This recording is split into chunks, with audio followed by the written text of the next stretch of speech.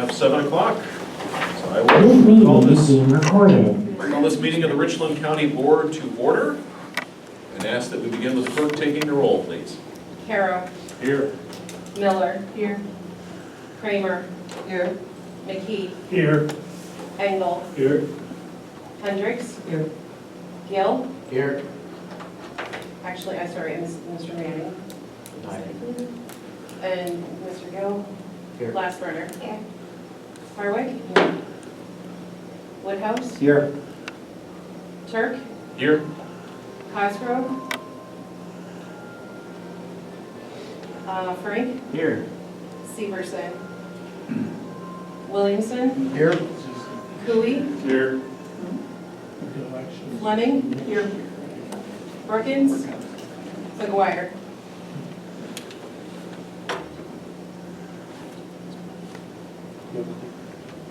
And 15 for quorum, sir. All right. For our invocation this evening, Reverend Michelle Alfers from St. John's is here, please. With us. Ask her to stand, please. Let us pray. Almighty God, you are the creator and ruler of all creation.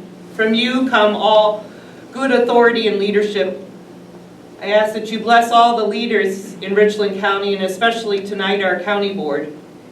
Give them wisdom in their decision making and lead them to turn to you for guidance, for problem solving. Lead them through all struggles and uncertainty. Help them to be a blessing for our community. God, you are a refuge and strength. You have bound us together in common life. Whenever we do face conflicts, help us to confront one another without hatred or bitterness. Help us to listen for your voice in competing claims and to work together with respect. Lord Jesus, we remember that you came into the world as one of us and even suffered as we do. Whenever we face uncertainty, help us to realize that you are with us at all times and in all things, that we have no secrets from you, and that your loving grace is always near us. We pray this and all that you see that we need, in the name of Jesus Christ our Lord. Amen. Thank you. And would the clerk lead us in the pledge, please? Pledge allegiance to the flag of the United States of America and to the republic for which it stands, one nation, under God, indivisible, with liberty and justice for all.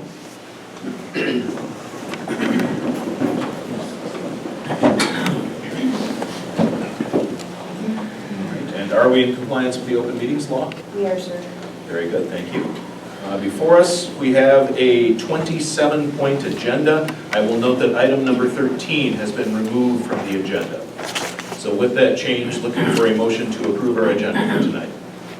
Mr. Gill makes a motion, second by Mr. Cooley. We'll get you something else, Sandy. All those in favor say aye. Aye. Thank you. Mr. Chair? Yes. Sorry, I missed the second. The second was Mr. Cooley. Yes. All right, and we have minutes from our February 18th meeting. Anybody have comments, questions, or clarifications on that set of minutes as they've been presented? All right, hearing none, the chair will declare those minutes to be approved.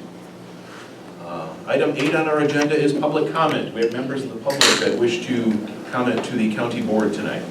Yes, please state your name, where you're from, and then you have 3 minutes. Go for it. Sure. My name is Shirley Welty. I live at 20927 Oxford School Road in Dayton Township. And I want to thank each member of the county board for your service to the county, the residents, and the taxpayers. I've been following the board and the committees for several months online, and I thought I'd start to appear in person and follow along what you're doing here. But thank you very much for all your efforts. It's very much appreciated. Appreciated. Thanks. Thank you. Anybody else that wish to make public comment tonight? Mr. Woodhouse. If I may. Okay. I just wanted to report back to this body with a little message from Neighborhood Housing Services of Southwest Wisconsin. I am the delegate from this body that serves on there, and we wanted to share with you that we have hired a new executive director at NHS.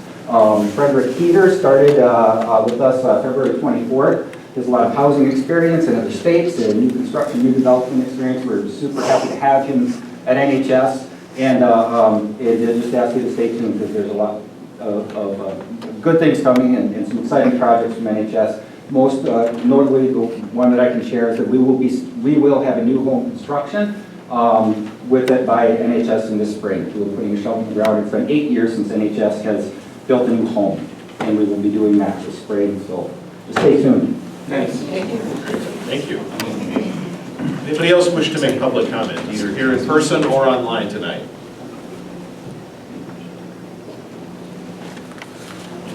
All right, hearing none. Item 9 on our agenda is a closed session, as we will be going into closed session pursuant to the statute cited there on the agenda, and this will be for the purpose of reviewing the county administrator recommendation from the Executive and Finance Standing Committee. So I'm looking for a motion to enter into closed session. Motion by Mr. McKee, second by Mr. Williamson. And this will be for county board members plus our acting and administrator, deputy administrator, clerk counsel. All those in favor, please say aye. Aye. Anyone opposed to going into closed session? So it is a unanimous vote to go into closed session. We will let the other folks make their way out. Okay. We are reconvened in open session. Is being recorded. There we go. The voice from above says we're good to go. All right, so we've returned to open session. Item 11 on our agenda, action not added from closed session. I would be looking for a motion from the board to confirm the appointment of Tricia Clemens as our new county administrator effective April 21st. I'll make that motion. I saw Mr. Gill's hand first. Okay. Supervisor Kramer seconds. As per the terms of the contract, April 21st will be the start date. And we will look forward to welcoming our new candidate in. Obviously, you don't have to be a personnel genius to notice that will create a vacancy across the street. So our existing HHS director will be moving into a new role. We have our motion, we have our second. All in favor from the county board, please say aye. Aye. Anyone opposed? The appointment is confirmed. Thank you all very much.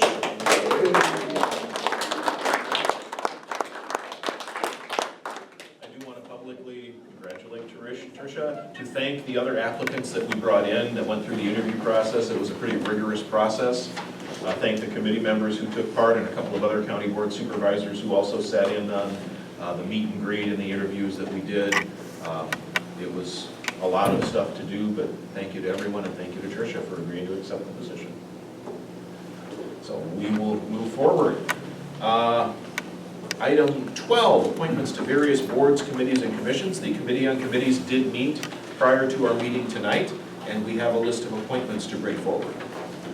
So can you read them, sir? Yes, please. Okay, so we have a total of 1, 2, 3, 4, 5 appointments that we will address tonight. The other vacancies in committees will be addressed when the new county board supervisor is placed in their position in April. So we'll have another meeting on April 9th, I believe is the meeting we set for the next Committee on Committees. But nonetheless, the appointments for tonight that I am requesting your approval for would be one appointment for the Aging Unit Advisory Committee. So currently, right now, Supervisor Engel is serving the committee in one cause. There was a vacancy caused by Supervisor Brewer. So my suggestion, my recommendation would be to move Supervisor Engel to that spot currently that was previously held by Marty Brewer. So that's one appointment. I'll do all of these and then you can make a motion to approve them all if you choose. So, okay, so that would be the first one for that one. The next one would be for the Criminal Justice Coordinating Committee. As I noted in Committee on Committees meeting, Trish and I have had a few conversations about the proper composition of this committee. And what this committee is missing is the county board supervisor present. So I would like to appoint Supervisor Engel to that committee. He was present for the meeting today and did accept that appointment. I believe you still accept that, correct? Haven't changed your mind? Okay, great. All right. Moving on to the next appointment would be for the Southwest Wisconsin Library Board System. This is a citizen appointment. I did receive word from Joan Kepler that she was interested in serving in that the Richland County citizen position for that. So I did confirmed that with Joan yesterday, and she's still interested in serving in that committee, so my recommendation for that appointment would be Joan Kepler. Next one is the Tri-County Airport. So this was also held by Marty Brewer, but would like to appoint Julie Fleming to that committee. Julie, you're still okay with that? Okay, great. And then the last appointment for committees that I have tonight is for the Lower Wisconsin State Riverway Board. We as a county have to give 2 appointees to that organization, and then they appoint them further on from there. But for those 2 individuals, I would offer the recommendation for Supervisor Williamson, which Supervisor Williamson, you're still good with that appointment, correct? And then the other one is Dan Hilberry. So I did speak with Mark Cupp, who's the executive director for this committee.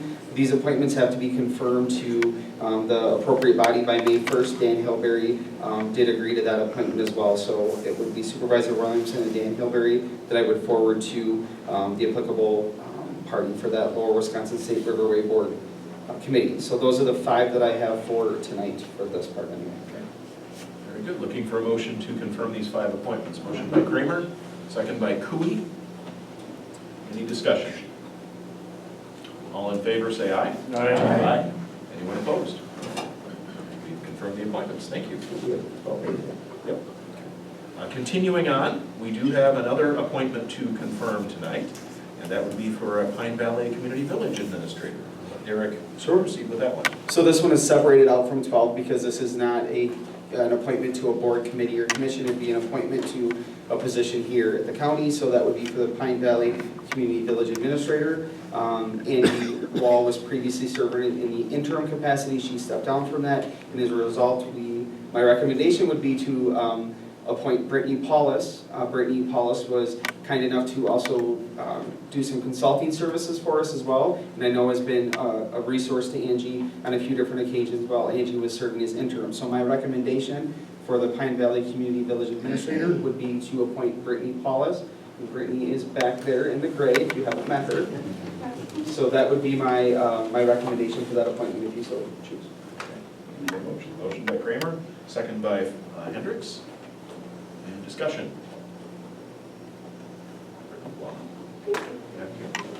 Thank you, Brittany. All those in favor, please say aye. Aye. Anyone opposed? You're stuck. No bad way to be. All right, again, item 13, we are skipping on the agenda. As far as appointments and stuff, at our next county board meeting will be when we appoint the supervisor to fill Marty Brewer's vacant seat. What's the deadline for those interested to get you information there? Right, it is on March 28th at 4 p.m. I was going to remind you all during my little report. Okay. Yes, March 28th. Okay, so that will be coming, and folks have until March 28th to express interest. And then after that, we will have more actions to take to fill some committee seats and do some cleanup on our committee list. All right, so that brings us to item 14, ordinance relating to a parcel belonging to, get the name here, Steve Butler, in the town of Henrietta. This would be ordinance number 25-4, amendment number 617 to the Richland County Code of Ordinance, Chapter 119. Zoning relating to a parcel belonging to Steve W. and Nikki L. I'm sorry, you said Butler? In the town of Bueller, in the town of Henrietta. Sir, I presume you do not wish me to read the entire ordinance. This ordinance shall be effective on passage and publication. This ordinance was offered by the Natural Resources Standing Committee on 3 March of 2025. Okay, here's our ordinance. I'm looking for a motion. Motion by Mr. McKee, second by Mr. Williamson. I'm guessing because we're going from legal non-conforming to agriculture, this is a cleanup one. And I got the thumbs up. Anything else you need to share with us about this? No. Okay. So this is another cleanup rezoning. Any further discussion from the board? Otherwise, all those in favor, please say aye. Aye. Anyone opposed? And that's the ordinance. Report on petitions for zoning amendments received since the last county board session. Nothing new. Okay. Any rezoning petitions recommended for denial? Nope. None of those either. Very good. That brings us down to reports, which is item 17, and a report from our county administrator. Okay, so have some fun facts for you guys tonight. So reminder, vacancy notice for District 3, that's what Dave just mentioned with Marty Brewer. So that, just to remind everyone, was advertised in the Observer on February 13th and February 20th, in the Shopping News on February 18th and February 25th. The letters of interest are due to me on March 28th at 4 p.m. The appointment date would be effective April 15th of 2025, so our next county board meeting. And as of tonight, I have received one letter of interest. The same individual sent me the same letter of interest twice, but nonetheless, one letter of interest from one individual. So we have one thus far. And Very interesting, apparently. Very, yeah, it was at like 6:30 in the morning too. So I will share that with you when we get the packet ready together for April. Reminder for the Lou Everett group training that was rescheduled from January 23rd through March 27th. So again, Miranda will send an email to confirm your guys' attendance in that event here very soon, since it's next week already. It'll be in person here in the county boardroom. For department heads and county board supervisors is only offered in person. Again, the same hours, 10 a.m. to noon, and then from noon to 1, Josh and Tammy Newberry will make sure you guys have pizza and some other snacks to eat, and then 1 p.m. to 3 p.m. is the second part of that. So I won't go over the agenda because I've already kind of shared it at some point, but anyway, you'll get more information on that, but just have that date ready for next week. And also another reminder, the online portal to submit per diems is active, so I know some of you have utilized that. I think it's fairly helpful, hopefully it's helpful, but if you're having issues with that, let myself or MIS know, and we can help you with that. I do know the form does not have the other meeting title on there, so we're gonna have to add that back in there, because I know some of you guys do attend other meetings that you're entitled to per diems for. So I will work with MIS to make sure we add that one in there. Really just kind of said that, John, to remind us to do it. And then also a reminder I had on here was for iPad service. So I know there's, some struggles ongoing with iPads and that sort of thing. I will ask you to seek the assistance from MIS. I'm not a tech person, so I really can't do much to help you. But John, is there anything you'd like to say about that while I'm talking about it? So since we switched to the new software, we did discover a few issues that people were having. A few individuals have came in and seen us, and we have fixed them. If you are having issues, please let us know, because we can't fix stuff if they don't know it's broke. And the longer it goes, the more frustrating it is for you guys, so, yeah, just let us know as soon as you can. I have a question. Were you still working on getting laptops or discussing that? Yes, we're still in the process of dealing with that. Okay. It's going to be some time out to figure out different software to get the documents out to you guys securely via laptop, so there's going to be some cost to that, so. Okay. So we don't have 365 on these, it's not capable, we can't get it on iPads yet. The products you have on there is from 365. But when I want to download Word, I just use my own Apple ID then, or? I can show you where that's at. Okay, moving on, staffing updates. So in the event you didn't know, you just appointed a county administrator tonight, so welcome Trish, wherever you are. And then you also just appointed the Pine Valley Community Village Administrator, Brittany Paulus, so again, you should be aware of that. The finance director, we opened that search again. The candidate that was chosen from the last search actually backed out after the offer was made. Let us know on either a Thursday or Friday that he would not be here on Monday. So we re-advertised for 2 weeks for that. That search closes March 21st, so this coming Friday at 4 p.m. So that was unfortunate because we did a lot of work for that and was looking forward to kind of get some other stuff going, given budget season's right around the corner, but we shall keep going as we always do, and we will carry on with that one. Zoning administrator interviews were actually held yesterday. There was a position offered to a candidate who accepted, so we should have that position filled. It's an internal fill, so we'll have to backfill another one, but that's okay. And then there are various postings on the county's website for HHS, Pine Valley, Sheriff, and Simon. So I think those are the big staffing updates I have for now. Going to the wage study update, we're almost there, but final appeals for job descriptions were due March 6th at 4 p.m. So the window to appeal those opened February 27th. Justin did send all department heads, all departmental job descriptions to review for final appeals. Again, once those appeals are finished up, we'll have the job descriptions double checked for spelling errors, grammar errors, that sort of thing, and then start to add the FLSA and grade to those positions. There's still a little work to do with them. I did speak with Tessa on March 14th to coordinate the upcoming wage scale and job description maintenance. You'll recall that you guys committed to, upon adoption of that wage scale, to review a third of the job descriptions every year to make sure they're still accurate, and then to have that global review of the wage scale to make sure that it's still within market rate, and then we will use that to determine the cost for everyone to move, up one step for the 2026 budget season. We're still working on that yet, but that will happen within a week or two.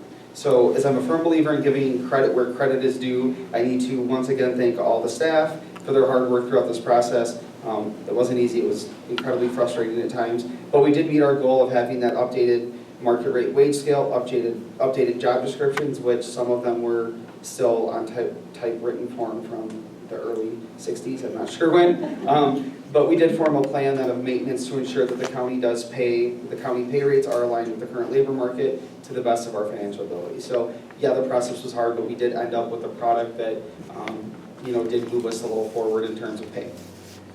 Radio tower project, no major updates. I mean, the progress continues. Yes, there is no major updates with that, as we had canceled this last meeting or rescheduled it because of the interviews for the new county administrator. We'll have more updates for you guys on that next week, but everything's progressing forward. All the lease agreements are signed and done, so it's basically just construction at this point. Still an expected start date as projected as the end of July at the latest. So what does that mean for all the municipalities in the area? So I'm getting a lot of questions from fire districts and that border our county.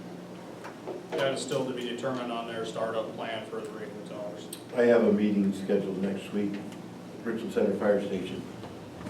Tuesday night, 6 o'clock, Sheriff Porter, hopefully I would assume Jason would be there. Jason is probably coming from my house, because they're hearing June 15th.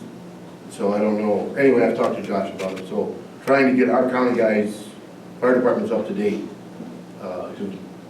There's no way you can change everybody over in one day as far as changing your radios. So they've got somewhat of a plan started, so. Do they even have the equipment to do what they need to do to go to the new tower?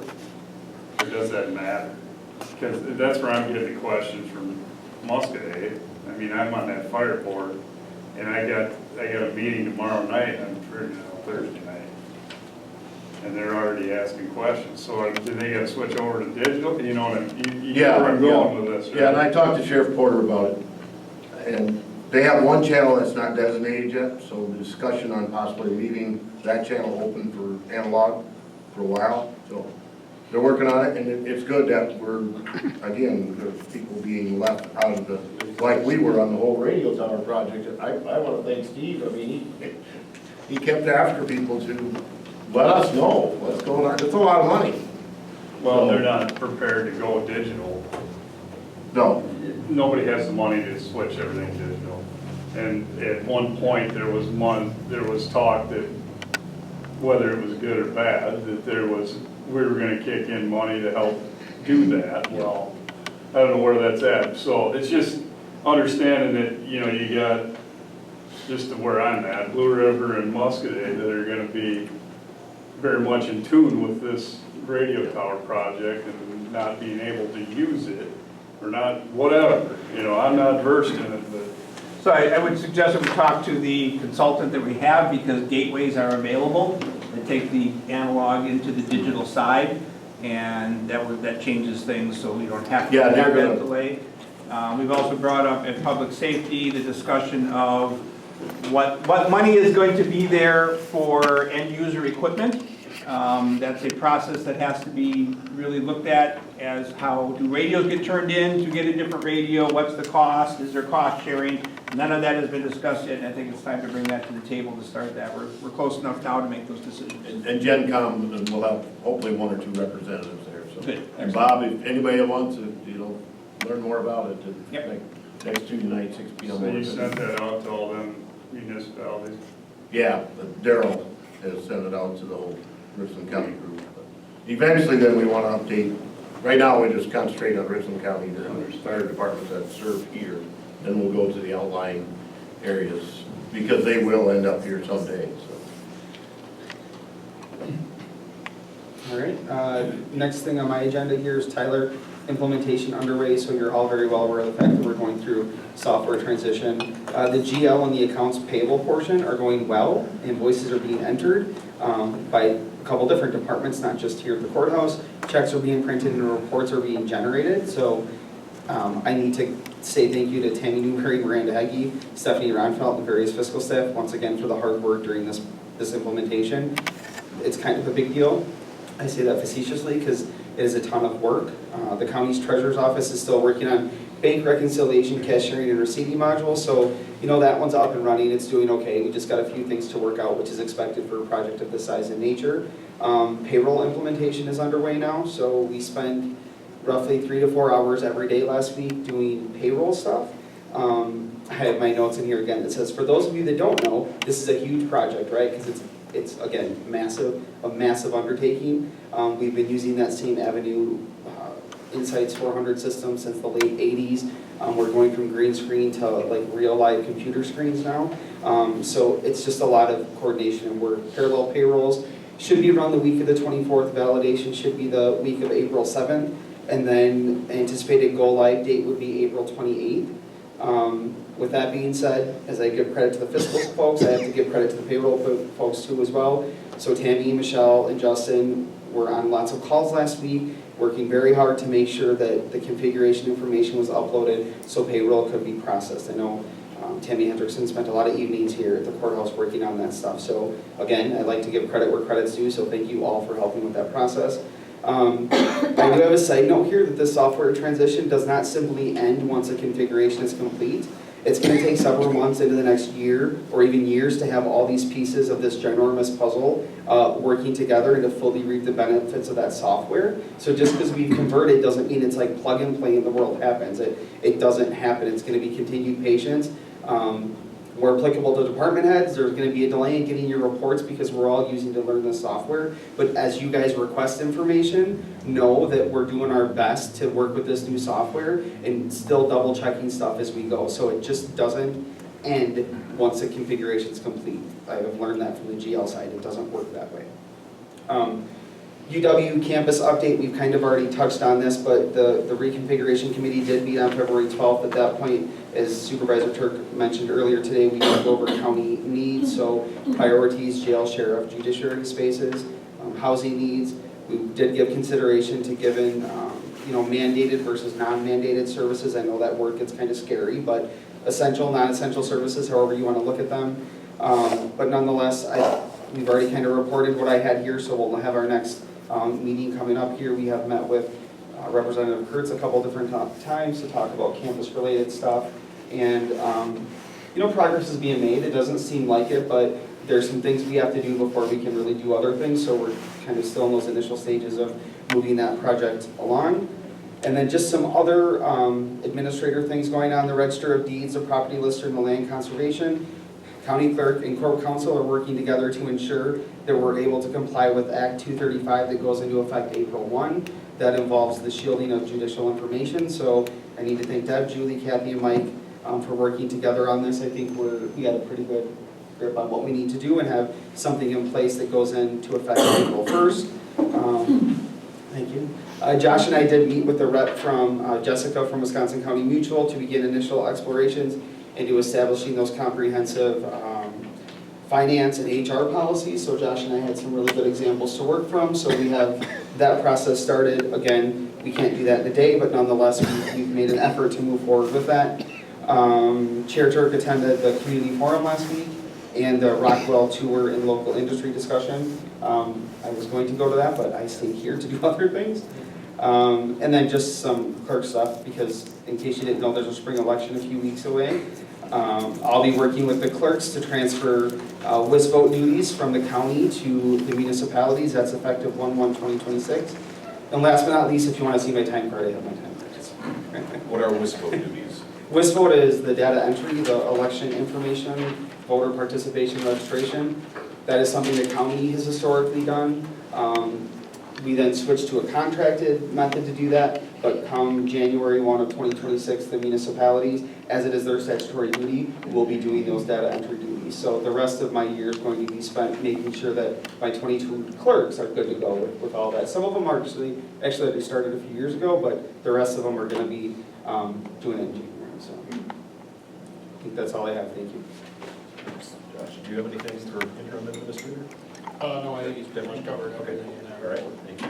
Any questions of our acting administrator team here? Good job, guys. Yes. Thank you. Thank you so much for all the work you've been doing through this interim timeline and looking forward as we'll be transitioning to a new administrator. We thank you as well. All right. Next up under reports, campus reconfiguration committee updates. You heard some of the stuff already. We did meet tonight before the county board meeting. We heard about a leak that happened out there that did get fixed. Josh, if you want to do the details. There was a leak in the band room that was, it had some damage to the ceiling tile, but that was about the extent of the damage, but that has been repaired. And then they are currently working on a pump system that functions with the HVAC, but it's not a priority item right now because we're coming into warmer weather, plus there are 2 other pumps out there as well. So basically we're looking at keeping the prices together and then looking at if we need to move, we can move on that. Other than that, they've just been consolidating, moving furniture and stuff around out there at the campus, so. What we've been doing is if there's some of the contents they left behind that the county is able to utilize, we've been working to do that.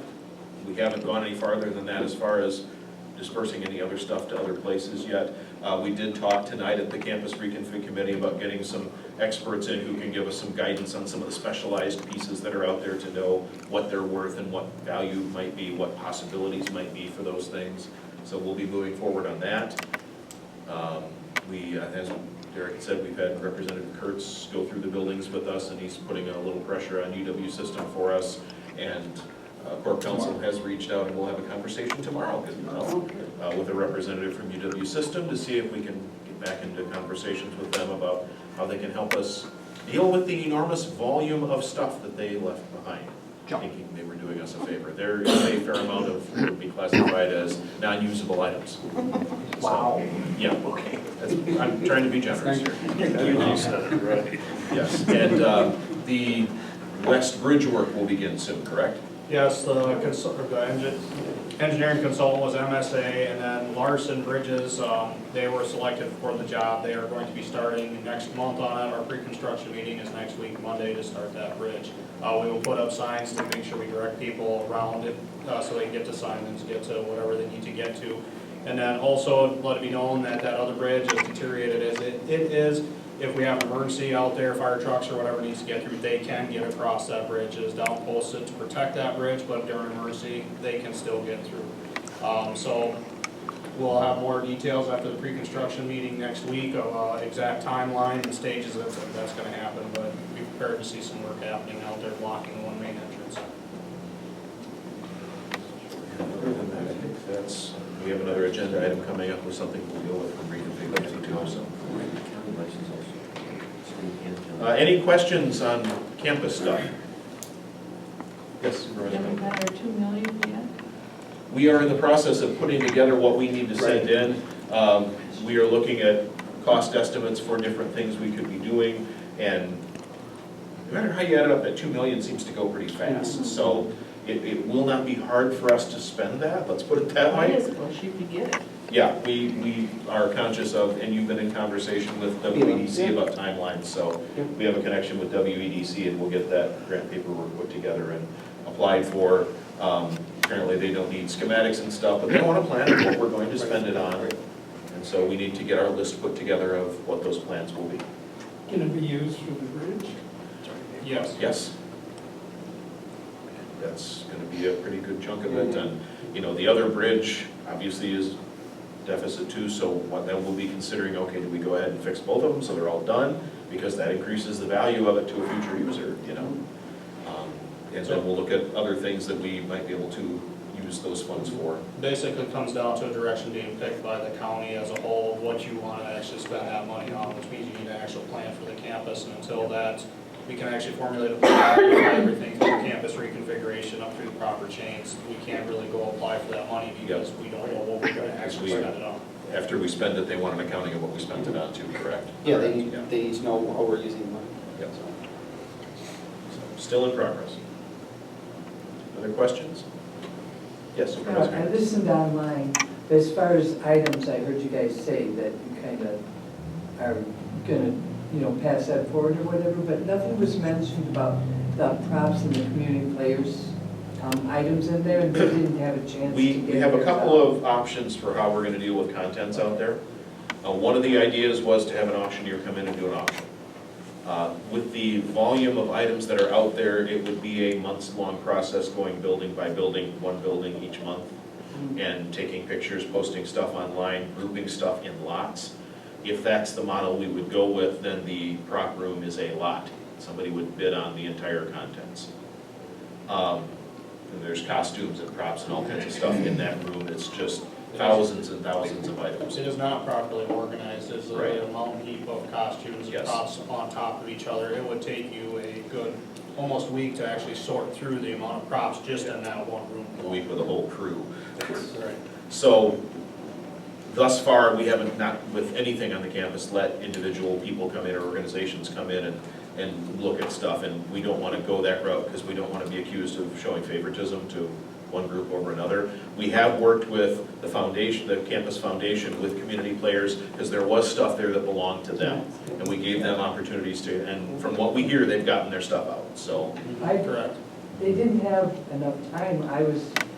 It was brought to my attention that they didn't. I talked to a representative from that group just a couple weeks ago, Okay. offering that, okay, if you still have anything else left out there, let us know before we start, auctioning All right, stuff. I'll check with my So, person. yeah, and I haven't heard anything back from them saying that there were still any items left, so. You talked about the campus foundation?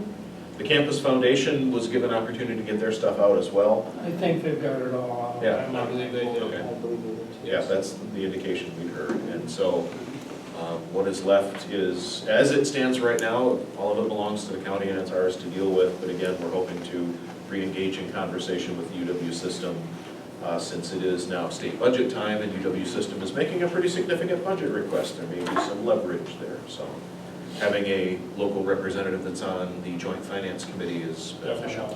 Okay. So, all right. Item 18, a resolution approving the 2026 Farmland Preservation Planning Grant. This would be resolution number 25-20. Now therefore be resolved by the Richland County Board of Supervisors that approval to apply for the Farmland Preservation Grant for up to $22,500, and be it further resolved that this resolution should be effective upon its passage and publication. This resolution was offered by the Natural Resources Standing Committee on 3 March of 2025. Okay, we have a resolution. Do I have a motion? Motion by Mr. McKee, second by Mr. Carroll. And discussion. Kathy? You, like in December, you approved the comprehensive plan. And so, once that's done, it gets done every 10 years. After that, then we have to update our farmland preservation plan, the countywide plan. And so that includes the maps from what they did at the comprehensive plan, as far as where they want to preserve farmland or agricultural land, and where they want to direct. So the state offers us a chance to apply for a grant. And so that's what we're doing, it's up to 50%. Some of it can be matched from staff time. We're looking at like the working with we're hoping to be able to work with Southwest Regional Planning Commission to have them do it. And we could get reimbursed, they've quoted me like $20,000. And that we could get paid 10,000 of that from the grant to pay for it. And I've been talking with Derek and stuff, we'll have to try to put it in the 2026 budget.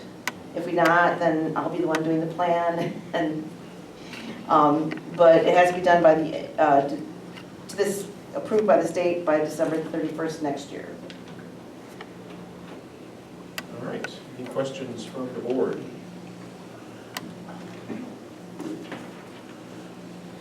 All those in favor, please say aye. Aye. Anyone opposed? Resolution's approved, thank you. Item 19, a resolution authorizing the Land Conservation Department to apply for a joint allocation grant from the Wisconsin Department of Ag, Trade, and Consumer Protection and the Wisconsin DNR. This would be resolution number 25-21. Now therefore be it resolved by the Richland County Board of Supervisors that approval is hereby granted for the Land Conservation Department to apply for and accept a 2026 joint allocation grant from the Wisconsin DATCP and Wisconsin DNR in an amount not to exceed $229,680. And be it further resolved that the grant and the required minutes are itemized as follows. Mr. Chair, do you wish me to read the itemized list? The folks can read it on their iPads or see it up here on the screen. You don't need to. Okay. Be it further resolved that the chair of the Land and Zoning Standing Committee is hereby authorized to sign on behalf of the county any documents necessary to carry out this resolution. And be it further resolved that this resolution shall be effective immediately upon its passage and publication. This resolution is offered by the Natural Resources Standing Committee on 3 March of 2025. For the resolution, do I have a motion? Motion by Mr. Cooey, second by Supervisor Kramer. And discussion on this. I have a typo in there. I have Land and Zoning Committee, and so Standing Committee would be Natural Resources Committee. Okay, we'll correct that typo. This is a grant we apply for annually. It's for our staff and cost sharing. So we apply for as much as we can apply for, and then hopefully we get what we want. But and the state is looking at raising the amount of money for staffing and making it more permanent. So we're hoping that goes through, so you get the chance to talk to your representatives that will help us. But that's our annual grant. Because it's so much, that's why we're coming in. Okay. Any questions? Hearing none. All those in favor, please say aye. Aye. Anyone opposed? Resolution is adopted. Item 20, discussion and possible action approval of short-term rental ordinance. Been in the works for a while. This would be ordinance number 25-5. Please read the entire thing for us. We'll be here till next week. This resolution is being offered to you by the Executive and Finance Standing Committee on 13 March of 2025. Okay, we have the ordinance before us. Do I have a motion to adopt? Motion by Mr. Gill, second by Mr. Cooey. Who would like to give us a thumbnail sketch of what got us to this point? Committee chair over here, hoping that he raises his hand. Yeah, this started like 2 years ago. Yeah. But we finally started making more progress this year with getting input from STR owners. Back, let's see, a couple over there. And Supervisor Frank also has been helpful with collecting information from other people to make sure we're taking into consideration everybody's viewpoint and not turning it into a big extra duplication of rules, just something to help us know what we have in the county and just a few very minimal rules. And I hope that's how you guys view it. But we think we found all the typos, so I think it's ready to go. And so it's an annual licensing process? Annual renewal, and the cost factor is not where we originally started, is it? We're talking about $25. And it's good, with this passage, it would start January 1st, and if they go into effect, and then January 1st, like it says, they would get a year and a half out of it. So the first $25 would be. One more thing. Since in the past this was done as a conditional use permit, we're going to make sure that folks who initially sign on to this with the license, that they get to take credit because of the CUP costs they did in the past. So it was significantly more than this? Yeah, it was a lot more. So, questions? So I guess this has been a good long process. I think it's a good document. It's coming together. The next person who comes on in the county that wants to do a short-term rental, do they then apply under this or under the conditional use permit? We're going to be revising, we're in the process of revising the zoning ordinance, and it'll say that if they have this permit, they will not need to do a conditional use permit. But this starts January 1st. What's that interim between now and then? That's what we'll have to figure out. That'll be the ordinance. Yeah, because this won't go into effect until January 1st, so hopefully, before January 1st, we'll have this conditional use permit, and that's why Steve was saying that we have to look at those issues. It's that gray area in between we have to make sure that we're covering so we don't have the repetitive problem that we have. Yep. So, all right, we'll follow through on that. Other questions?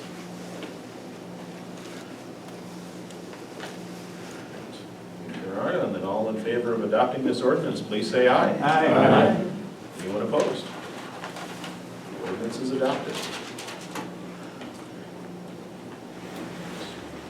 Item 21, a resolution requesting no federal or state cuts to Medicaid. This would be resolution number 25-22. Now therefore be it resolved by the Richland County Board of Supervisors, that the Richland County Board of Supervisors do hereby request no federal or state cuts to Medicaid. Be it further resolved that this resolution shall be effective immediately upon its passage and publication. This resolution is offered by the county board members of the Community and Health Services Standing Committee on 6 March of 2025.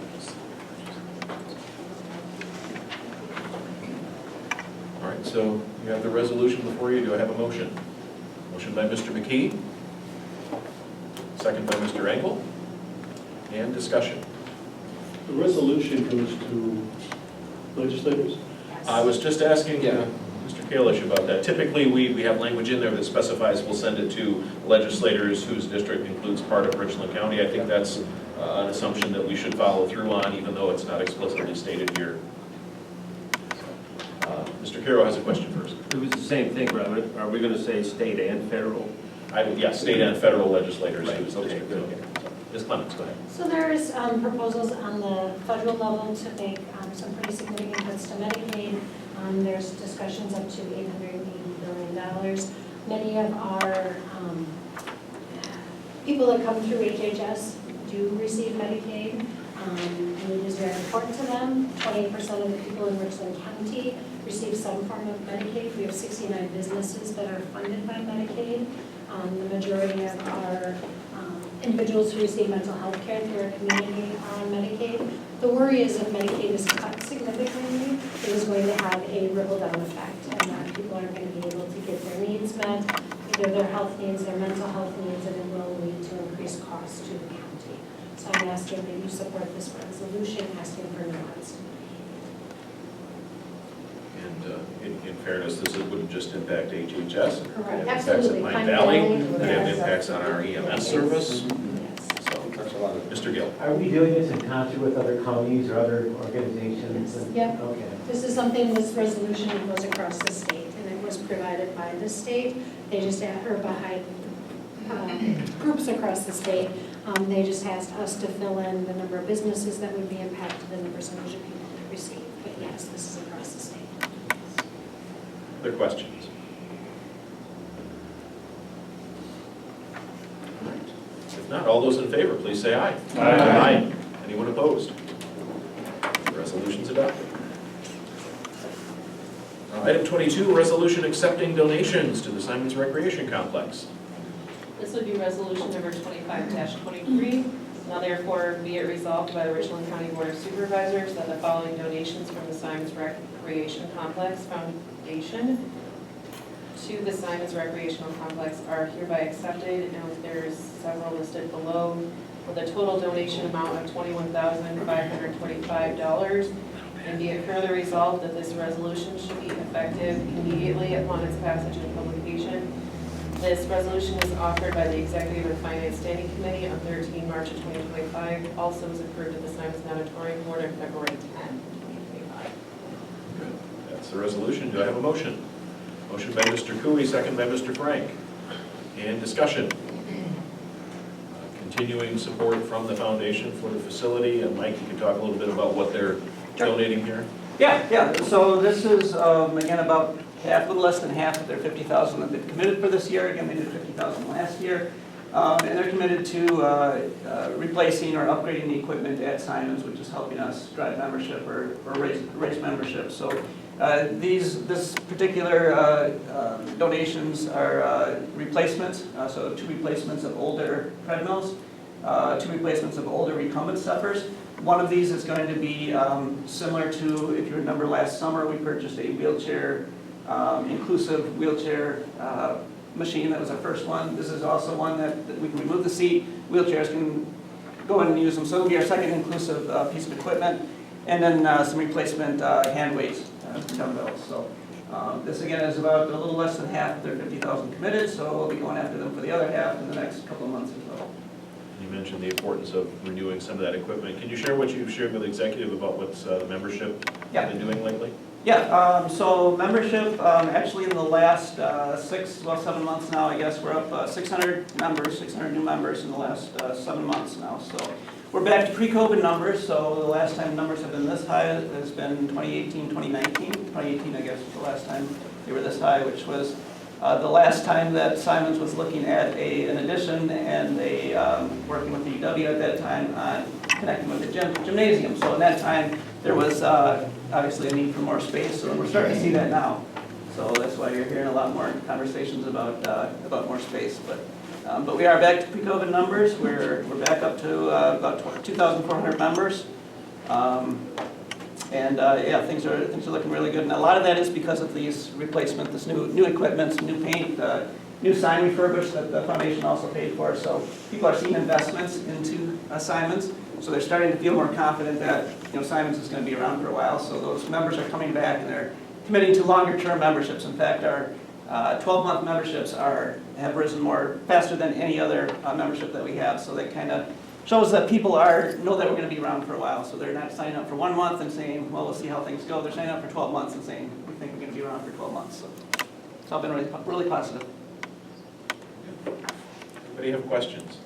Just a comment, basically, I'm a member there and spent a lot of time there, and the locker rooms during popular times are just packed. I mean, it's a success story, but I'm hoping that we support it and we can, do more room or find ways to make it accessible for more people. Other questions? All right, so all in favor of the resolution accepting the gifts, please say aye. Aye. Anyone opposed? The resolution is adopted. Thank you. Item 23, discussion and possible action, approval of ordinance creating a new code of ethics and repealing ordinance number 23-6. This would be ordinance 25-6. It is very long, so I presume you also do not wish me to read that. This ordinance is being offered by the Executive and Finance Standing Committee on 13 March of 2025. Thank you. Do I have a motion for discussion here? Motion by Cooey, second by Frank. This is something that's been worked on for a while at Executive and Finance. We went through a couple different rounds of giving input, and I would ask Attorney Wendell to give us a summary of where we landed.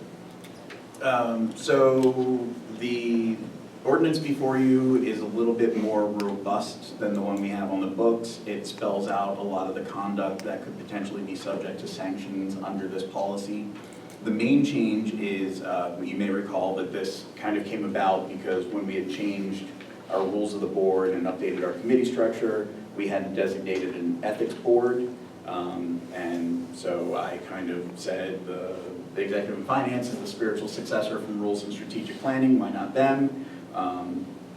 Vigorous debate ensued, and it was determined that due to the position of the ethics board as the oversight body of this body, there should be citizen participation. So the major change is that the ethics board will be a new body that consists of 5 members and 1 alternate, at least one of whom shall be an attorney licensed to practice law in the state of Wisconsin or shall have demonstrated experience or training in the requirements of due process as applied in judicial or quasi-judicial proceedings. So basically someone who knows what they're doing if a hearing actually comes about. They need to be they need to live in Richland County, and they can't be current employees, officials, or receive the majority of their income from the county during their time of appointment. Otherwise, it pretty much functions the same. People would need to submit a written complaint if they feel that there's been a violation of the ethics ordinance.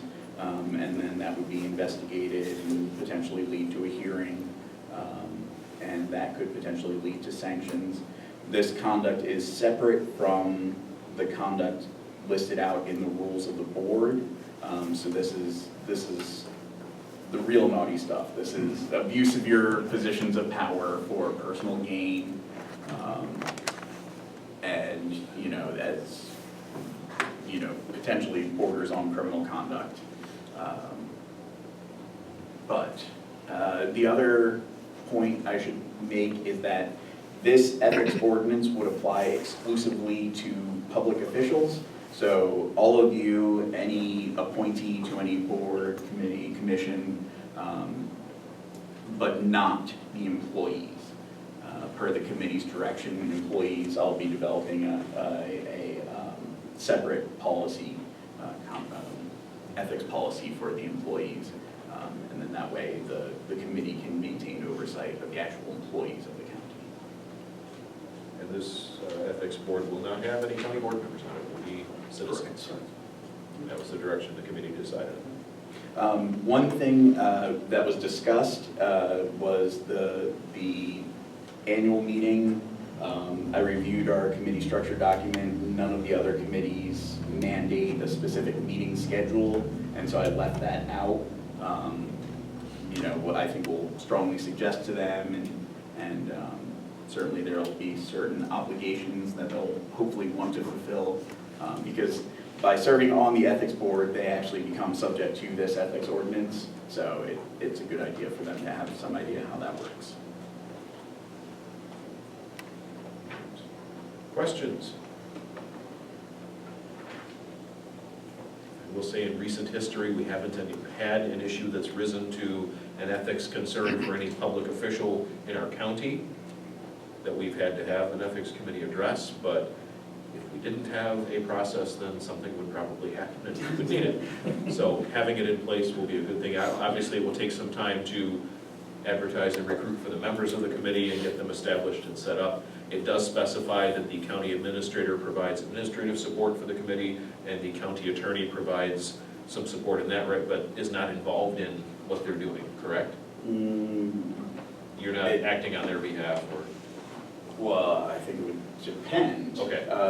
Theoretically, so for example, if I were accused of a complaint, obviously you'd have to seek outside counsel. Theoretically, I would be the prosecutor equivalent, but we may also need a contract with outside counsel. So, yeah, the lawyer answer, it depends. Okay. So, anybody with questions? But just to clarify that point, one representative of the ethics board is someone other than the county council. Right. To make that clear. So it would not be, in this case, Michael serving on the board. Michael may serve in a capacity of,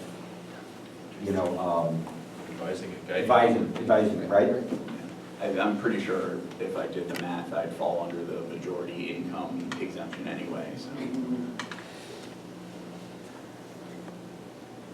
And you said that this committee, you don't have it in here, but they would meet maybe once a year? So what was discussed was at least one annual meeting so that I could give them an orientation, bring them up to speed on open meetings law, public records law, the ethics ordinance itself, basic procedure, basically make it so that whoever the attorney or quasi-judicial trained officer is doesn't have to spend their time also teaching how their board, how they should operate. But then it would meet as needed. So if a complaint were filed, that we would convene them, and then because their terms are a couple years, having that annual meeting, we can just make sure, check in and say, hey, are you still interested in serving? Are they replaced every 2 years or all of them? 3 years. 3 years staggered. They're all replaced in 3 years? Well, not necessarily replaced, but Oh, could be they're reappointed. staggered. Yeah. But, or reappointed. Yeah. Any other questions? All in favor of adopting this ordinance, please say aye. Aye. Anyone opposed? All right, that brings us down to item 24, resolution approving oversight of county tennis courts, soccer field, and walking trails. This This would be resolution number 25-24. Now therefore be it resolved by the Richland County Board of Supervisors that oversight and associated responsibilities of the county's tennis courts, soccer field, and walking trails are assigned to the Director of the Simons Recreation Complex, be it further resolved that this resolution shall be effective immediately upon its passage. This resolution is offered to you by the Campus Reconfiguration Committee, which met on 18 March of 2025, and if you will notice on the resolution, it was not indicated who voted for it. I have in my notes, I believe it was unanimous. They all did. All members present voted in favor. Yes. Just need to double check my action. I believe. Two names to add to that list are Larry Engel and Gary Manning were also there. We all voted in favor of it. Like, Larry's not on the committee. yeah. Oh, all right. I didn't think, He was there, but not on the committee, so. Yes. So does this include the bike trail?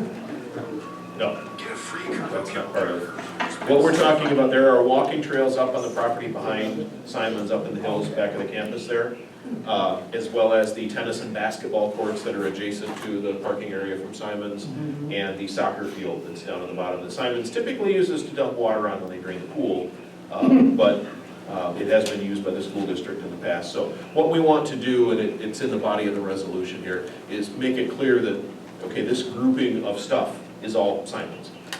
And so it'll be under the Simon's control, and then whatever else happens out on the campus property, all these things are still part of Simon's. Does that make sense? We had a little more discussion about it at the Campus Reconfiguration Committee to try to clarify what our intent was.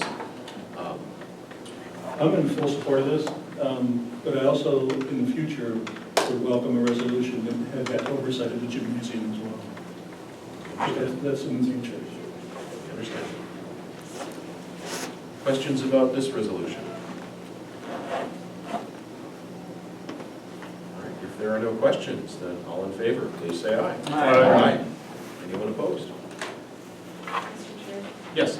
I completely missed one of the first and second on that one. Did we have a first? I don't know. Did I miss? Way. I thought we. Do it again. I was struggling with my papers, I'm sorry. Cooey and Frank. either way. First and second on everything. Okay. Thank you. And when we voted, everybody said aye. So, okay, sorry about that. All right, that brings us to item 25, which is correspondence. We have any correspondence, none to report tonight. Future agenda items for the county board. Yes, Mr. Wood. So this has never come up before, so I'll be preparing an explanation. We have received a written request for an appeal for a delinquent tax payment through the treasurer's office. This is something that statutorily the county board is able to adjudicate on its own, or it can delegate it to a subunit or committee. And so I imagine a two-part discussion. First, who do you want adjudicating these if and when they come up? Again, this is the first time it's ever happened. And then what does that actually mean? Basically, you just need to determine whether or not there was an error in the postal service.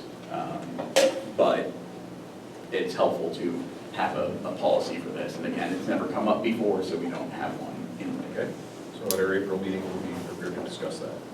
Very good. Other future agenda items for the board? Mr. Williamson. So the information you and I and Derek heard in the lawsuit, is that something that, statewide lawsuit, that we want to inform the full? Oh, about the tax, no. Yeah. The public records request? Not to scare anybody, It's but not which lawsuit. statewide lawsuit? Yeah. Are you talking the public records request? Yeah. Okay. It's not really an agenda item. Yeah. That would be more of a report.